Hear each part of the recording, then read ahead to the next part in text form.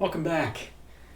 In our last video, we went through some applications of conditional probabilities. So now you know if you're looking at a two-way table, then unless your probability is asking you about something given something else, the denominator of that fraction is going to be the grand total. But if it's the probability of something given something, you know that that second something is going to drive what's in the denominator of that fraction. But what if you don't have a two-way table? Okay. How about this example? The following Venn diagram represents registered voters' responses to whom they would vote for in a two-person race between Joe Biden and Donald Trump by gender. And this is based on a real poll. I am a terrible person. I did not remember to put down where I got it. I know it was from July, though.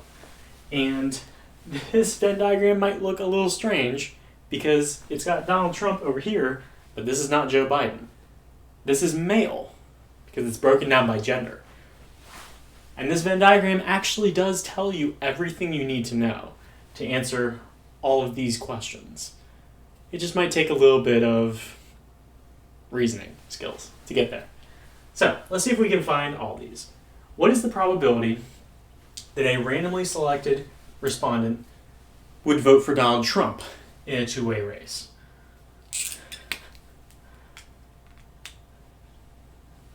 The immediate conclusion you might guess is 18%. But that's not really it. This is being labeled Trump because it's this entire circle. Okay? This 18% doesn't reflect the entire circle. It only reflects the part of the circle that's not also in the male circle. So the probability of Trump, that is all the area of this entire Trump circle, which is going to be these two added together.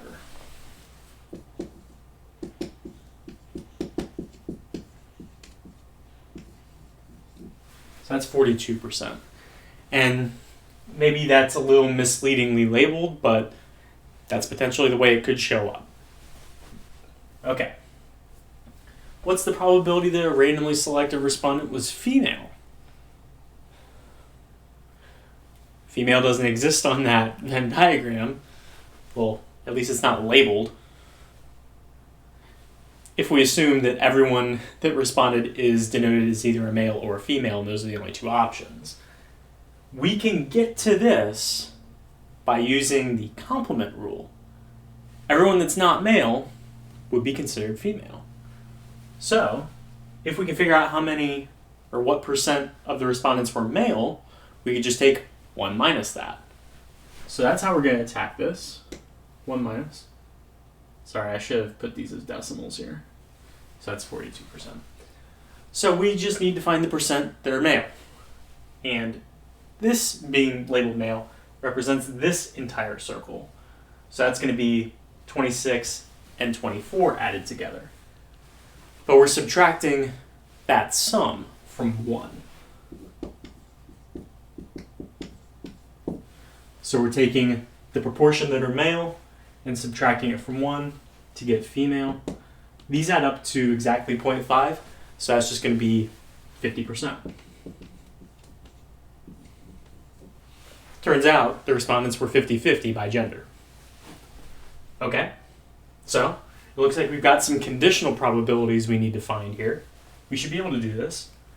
What is the probability that a randomly selected respondent was male, given that they would vote for Trump?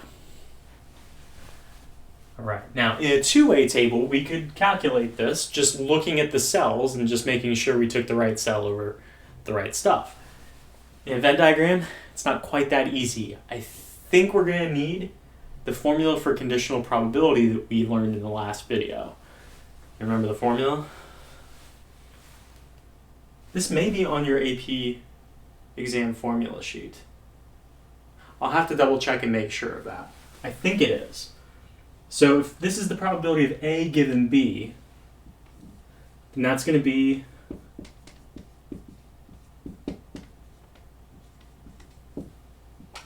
the probability of A and B, so male and Trump, over the probability of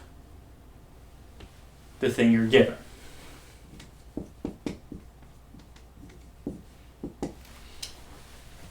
By using the formula, now we've got this fraction. We should be able to figure out what each of these is separately from the diagram. So what's the probability of male and trump? That's our overlap here. It's going to be 24%.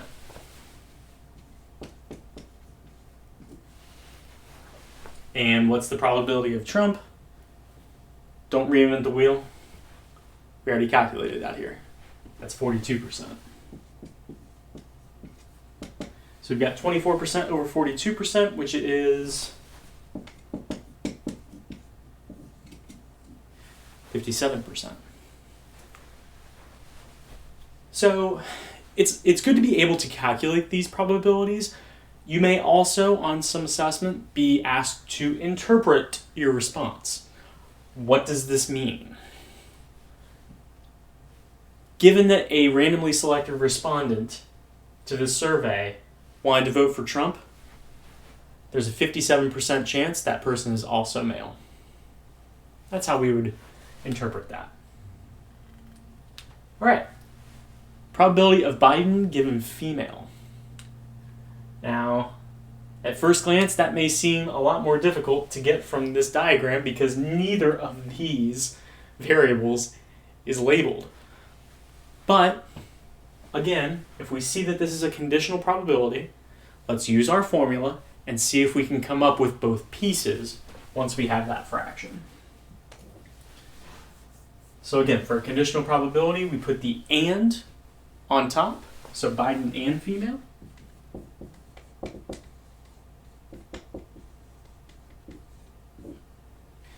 And now on the bottom, it's the probability of whatever is given, female.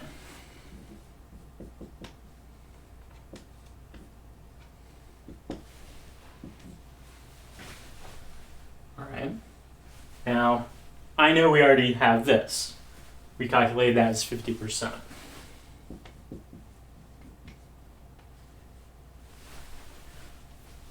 How can we find the probability of Biden and female if neither Biden nor female is in either of those circles?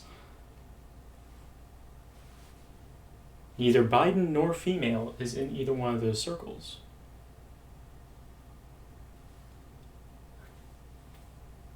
What do those numbers add up to? These.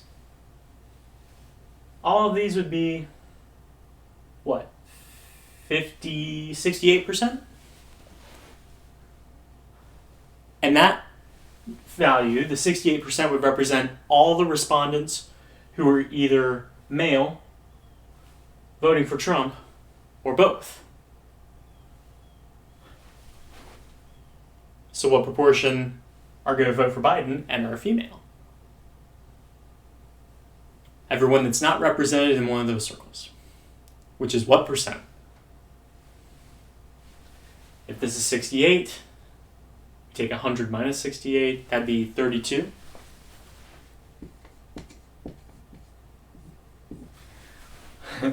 All of the proportion outside those circles is going to be this group. So this is 32%. So 32% divided by 50%. Dividing something by 50%, that's the same as dividing by a half. That's the same as multiplying by 2. This should be 64. Yes.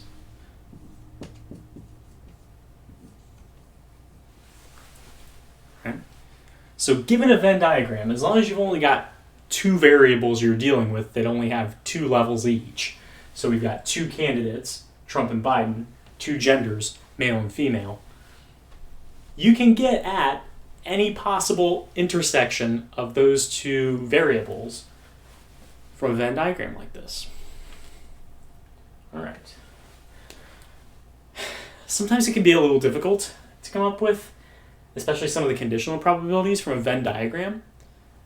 So what I want to teach you in this video is, given a Venn diagram, you could also come up with a two-way table that says the same thing as that Venn diagram, or a tree diagram.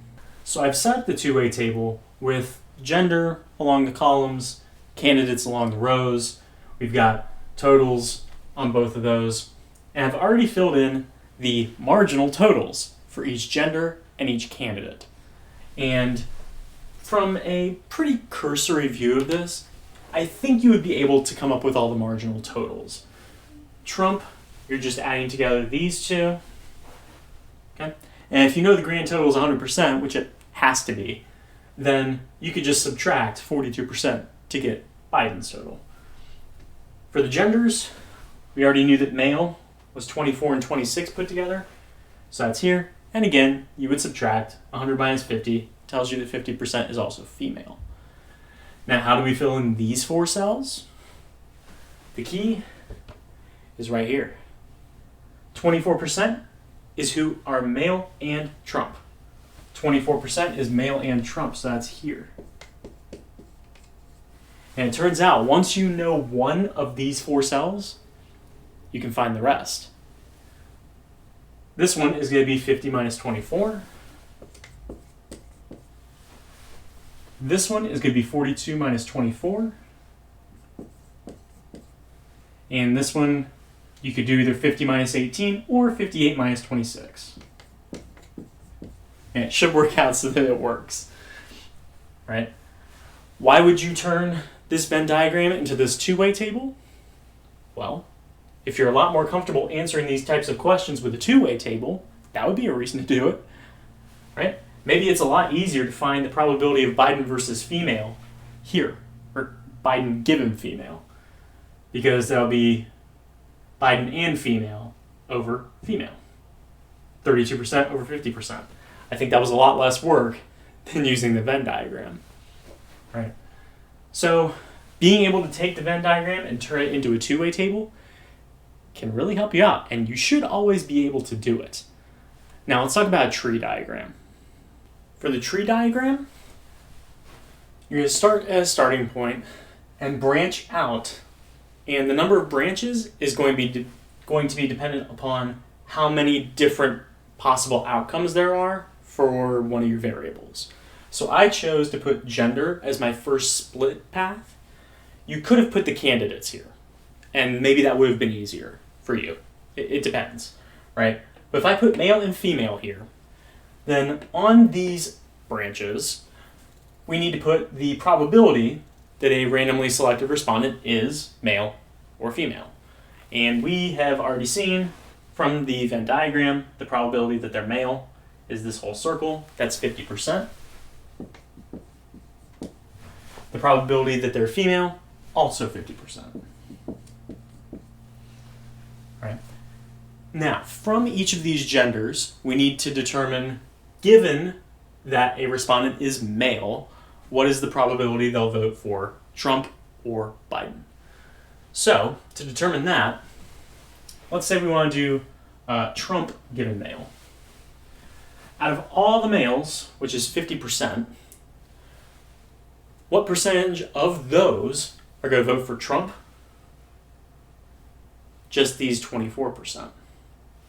So this is going to be 24% over the 50%, which is going to be 48%.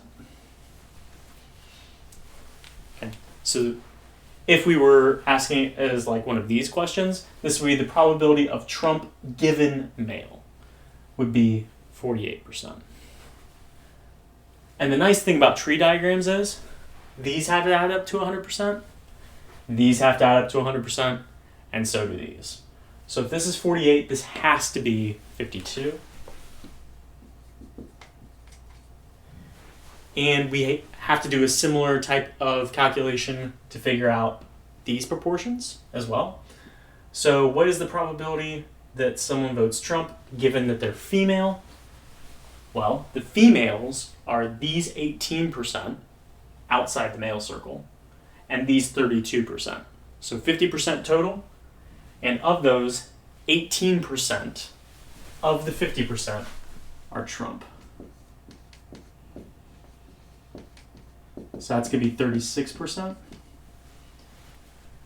And again, if these have to add to 100, that makes this 64. Okay. So that did take a little bit more effort, in my opinion, than making the two-way table. But depending on what questions you're being asked, making the tree diagram could actually make things a lot easier than either of these. So for example, the probability of Biden given female down here, that was so much work here, and maybe a little simpler, but still required a little bit of effort here. The answer was 64%. That's that number. So you're essentially answering that question just by completing the tree diagram. The downside of the tree diagram is if you're given a conditional probability that's in the wrong direction, like this one, this tree diagram is not going to help you answer this. You would have to make another tree diagram with the candidates first, and then the gender based on the candidate to answer this. So I usually don't create tree diagrams to answer questions like this, but if it tells me to, I will. And if there's already one there, I'll use it, because chances are the questions based on this tree diagram, the tree diagram will help you answer them. I would hope they wouldn't give you this tree diagram and then this question, because that would be pointless, right? But again, what I want you to see is all three of these displays can be created based on any of them being given, or maybe even none of them. But pound for pound, I think the one that is most universally helpful is the two-way table. It will help you answer any type of question that you can find, as well as ands or ors, probably easier than either of these. But if one of these speaks to you, feel free to use them whenever you want. Again, given any of these displays, you can create any of the other ones. You just have to know how it works. And hopefully this helped. Let's take an example ripped straight from the headlines. Well, at least from a while ago. As of July 22nd, 2020, the Indiana State Department of Health reported that 9% of statewide COVID-19 tests had come back positive. Studies have estimated a false positive rate of 3% and a false negative rate of 20% at least for these tests. So, this is a multi-part question, but we'll deal with just part A first. It says to create a tree diagram showing the probabilities of possible outcomes of test results and whether someone tested has the virus or not. So the whole point of this testing is to figure out who has the virus and who doesn't. The problem is, even with a whole bunch of really smart people working on these tests, there are still going to be false positives and false negatives. False positives being the test says you have the virus and you actually don't. A false negative being the test says you don't have the virus, but you actually do. And you can see how likely each of those is. And it's very clear that they have made the test on purpose. If it can't be perfect, they're at least going to make it such that you're much more likely to get a false negative than a false positive.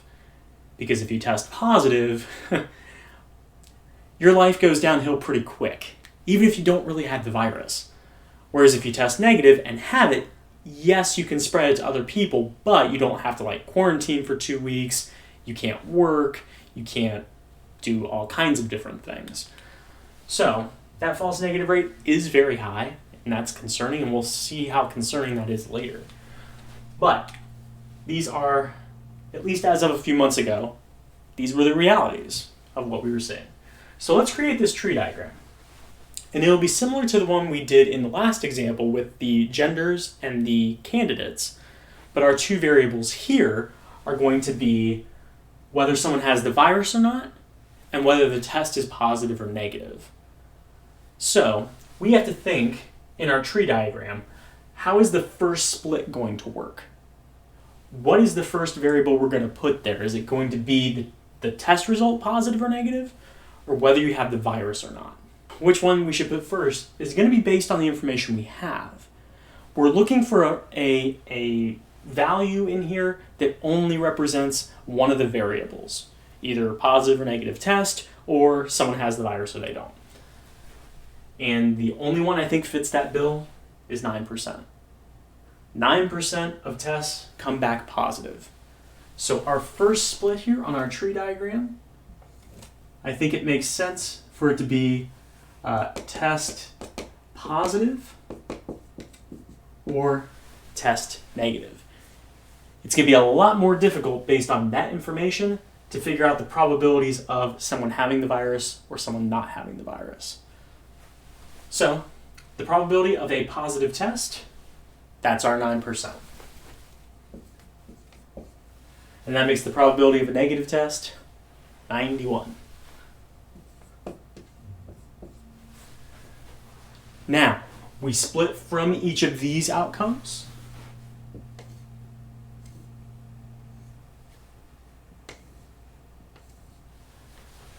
And based on a positive test, either you have the virus or you don't. So we need to find out what these conditional probabilities are. And we should have that information over here. We haven't used our 3% false positive rate or the 20% false negative rate yet. If we zoom in on the 3% false positive rate, how do we interpret that?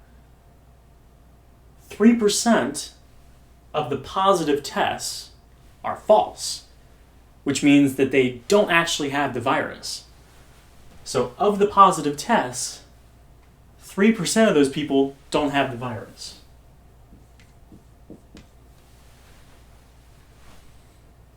Which means of all the positive tests, 97% of those people do have the virus. Those would be true positives. Okay? We should be able to do something similar for our 20% false negative rate. If it's a false negative, that means obviously the test is negative, but those people do have the virus. And that's 20%. Which means 80% of the negative tests are true negatives. Those people don't have it.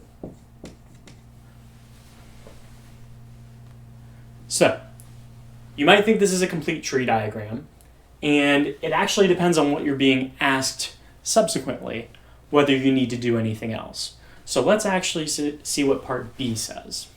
Part B. Given this information, what percent of tested Hoosiers were actually carrying the virus at the time of testing? And I'll remind you, before we answer that question, 9% of the tests came back positive. But that's not going to be the answer to this. All right. So, first of all, I didn't address this earlier. We are assuming that the false negative rate is 20%, even though I said at least. Several of the sources I consulted said different false negative rates. Some were much higher than 20%. And 20% is bad enough, so that's what we went with there. So let's answer this given our information. What do we need to do with this tree diagram to find out what proportion or percentage actually had the virus? Well, these people had the virus, these people don't. These people had the virus, these people don't. So we actually need to find the proportion of people who got positive tests and had the virus and people who got negative tests and had the virus. And we're going to add those together. But those proportions aren't currently on the diagram. They're going to go here. So how do we find the proportion of people who got a positive test and had the virus? We're going to multiply. 9% times 97%, right? And probabilities, you multiply. So 0.09 times 0.97 is 8.73%. So 8.73% of all Hoosiers tested positive and had the virus. Okay? Let's do the same thing for the people who tested negative and had the virus. So we're going to need to take 91% times 20%. 0.91 times 0.2 is 18.20%.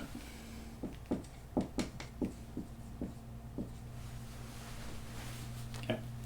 And likewise, we could calculate these two probabilities as well, but since the problem's not asking for them, I'm not going to do that. But you could if you wanted to. But to answer this question, we're just taking these two and adding them together. And that's going to give us 26.93%.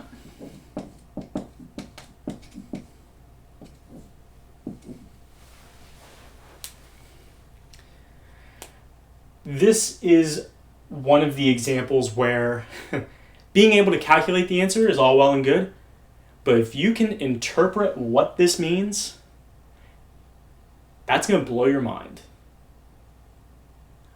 9% of Hoosiers got tests back that were positive. But what percent of people that got tested actually had the virus? Almost 3 times that. Is that scary? Why is that? It's because most of the people that have the virus tested negative. Because this false positive rate is so big. And most of the people that get tested are going to test negative. Right? The statewide positive test rate is used for a lot of things. Whether we are virtual or on a hybrid schedule or back to full is based on this number, not this number.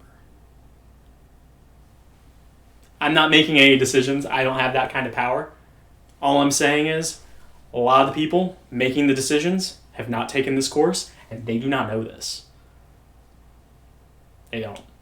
And that's kind of worrisome. But no one asks the statisticians. No, of course not. Why would they do that? There is a part C to this question. As if this result weren't concerning enough, I present part C. As of this date, which was July 22nd, 2020, 644,805 Hoosiers had been tested for COVID-19. Assuming each person is only tested once, which I know is not true, but I have no way of knowing how many unique individuals have been tested, so we'll just use that number. How many Hoosiers are estimated to have tested negative, but actually have the virus? These are people that have been tested, they tested negative, so they think they're in the clear. But in reality, they have the virus, and they could be spreading it to other people. We can figure this out. It's actually a very simple calculation. We have everything we need. We know what proportion of Hoosiers fit this description. Tested negative, but have the virus. Tested negative, but have the virus. That's 18.20%.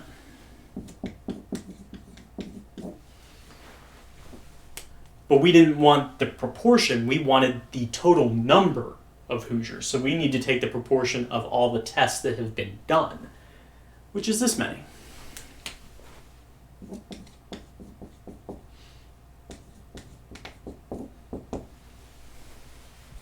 What is 18.2% of 644,805?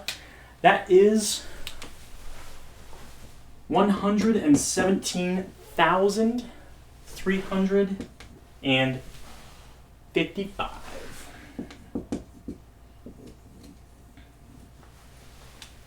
As of July 22nd, 2020, approximately that many people in the state of Indiana had tested negative but had the virus. The true number is probably not that, but it probably isn't too far off. Those people tested negative, and yet were allowed to go around and not quarantine and not isolate and potentially spread the virus to other people. Think about how long ago that was. Think about how many more tests have been done. It's now in the millions. Potentially, these rates have improved as more research has been done, but this number is not zero. And that's why we're still being asked to have so much caution when we're around other people. Because we don't know who has it. Even people who have been tested might not actually know if they have it or not. Based on what we learned in Unit 3, you know the best way to sample to estimate what proportion of Hoosiers have COVID-19 would be to take a random sample. Can we do that? Are people going to submit to random testing? How are you going to get to those people? It's a big problem.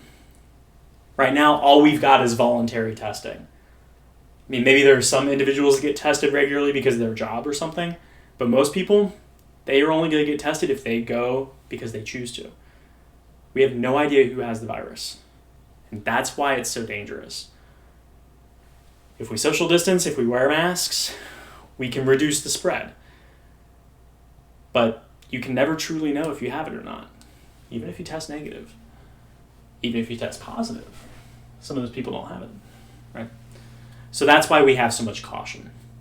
And I hope that this example doesn't just shine a light on that, but helps you see how probability factors into really important things in the world. If everyone understood these concepts, oh man, I would love to live in that world. But the more people that know, the better. Knowledge is power. And hopefully this helps you feel more powerful. So, I want you to know what you learned in this video. If you have a tree diagram, a Venn diagram, or a two-way table, you can create the other displays from the one that you have. We could have made a two-way table instead of a tree diagram, but since we were asked to do this, we had to. Okay? But I want you to know all three of those are valid, and my personal favorite in answering questions about probability is the two-way table. If you can make a two-way table, you should be in good shape. So I think that's all I've got. Yeah. I think that's all the material for the first quiz of Unit 5. So, or Unit 4. This is Unit 4. I think I've said Unit 5 before. It's Unit 4. So there should be a progress check as well that's due. Check Canvas for those dates. And I think that's it. We'll see you next time.